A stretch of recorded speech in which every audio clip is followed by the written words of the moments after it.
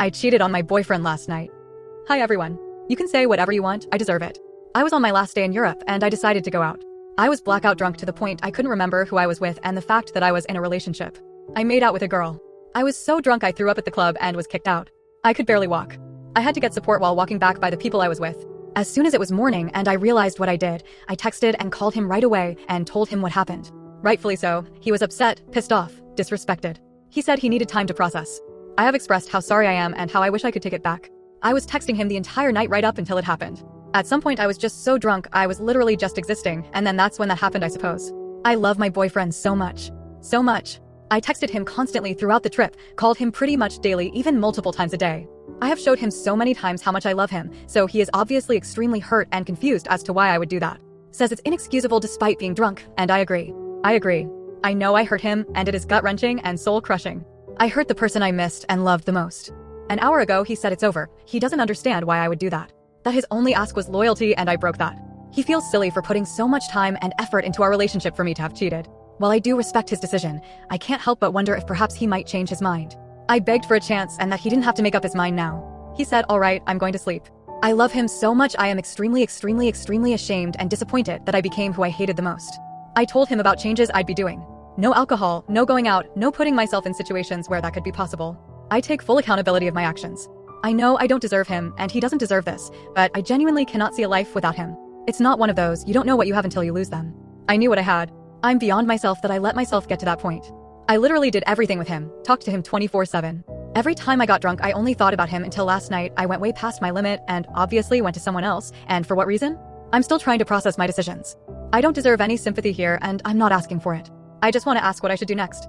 I'm going to give him space. Nothing any of you guys say about me will be new. I probably already said that to myself. I am going to be proactive and never do something like that again. I am now carrying a weight on my shoulders I will never get rid of. It will be in my conscience forever and shape what decisions I take for the rest of my life. Update, in case anyone sees this.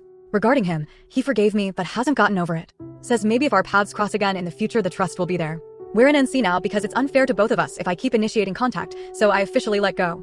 Regarding myself, the day after this I had to be admitted to a clinic and get sedated because I was inconsolable. Up until today I still struggle to forgive myself.